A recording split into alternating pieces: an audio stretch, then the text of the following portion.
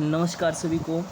आज अपने कक्षा 8 का पहला पाठ है संसाधन के बारे में अध्ययन करेंगे। मोना और राजू अपना घर साफ करने में अम्मा की मदद कर रहे थे। इन सभी चीज़ों को देखो।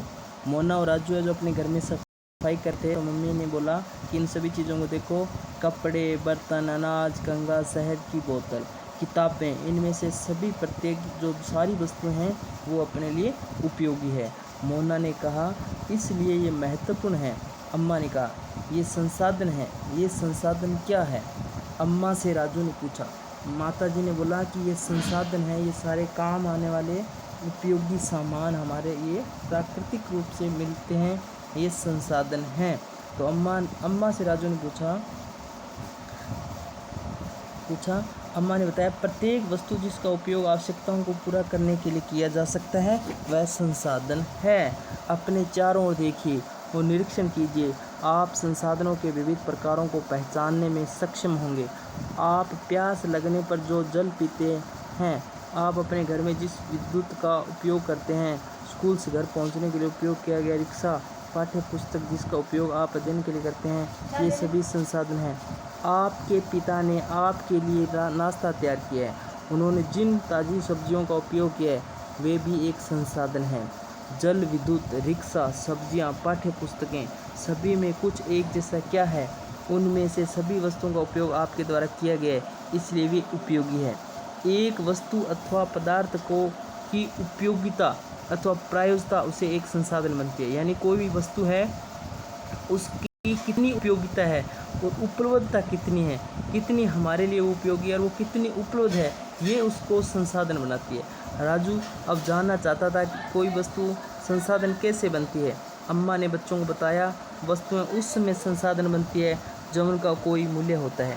इसका प्रयोग अथवा उपयोगिता इसे मूल्य प्रदान करती है। सभी संसाधन मूल्यवान होते हैं, अम्मा ने कहा। यानी कोई भी वस्तु है ना, जब उसका मूल्य निर्धारित कर देंगे ना तो वो क्या बन जाएगी? संसाधन बन जाएगी।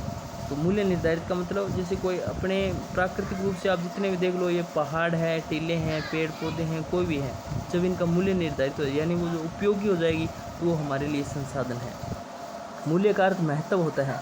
कुछ संसाधनों का आर्थिक मूल्य होता है जबकि कुछ संसाधनों का आर्थिक मूल्य नहीं होता। उदाहरण के लिए धातुओं का आर्थिक मूल्य होता है लेकिन एक मनोरम दृश्य का आर्थिक मूल्य नहीं होता। धातु का मतलब लोहा, तांबा, सोना, चांदी, जितनी प्रकार की धातु है उनका आर्थिक मूल्य होता है, उनके बदले में हमें पैसे देने पड़ते हैं।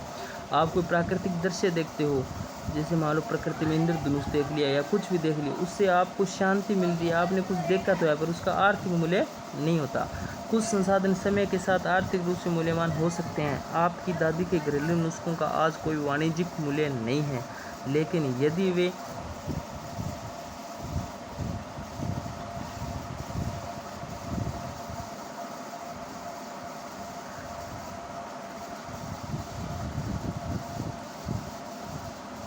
कुछ संसाधन समय के आर्थिक से मूल्यवान हो सकते, लेकिन आपकी दादी घरेलू नुस्खों का कोई वाणिज्यिक मूल्य नहीं है, लेकिन वे पेटेंट करने के लिए उपरांत मेडिकल का फॉर्म द्वारा बेचे जाते हैं। यानी अपने जो देसी नुस्खे होते हैं घरों में अपने उपयोग करते हैं, उनका कोई आर्थिक मूल्य नहीं होता ना, पर अगर वही नुस्खा है आप पेटेंट करवा लो, आप सरकार के सामने या कोई कंपनी आप रजिस्ट्रेशन करवा लो कि इस प्रकार का नुस्खे से ये बीमारी ठीक होती है, तो वो उसका फिर आर्थिक मूल्य हो जाएगा।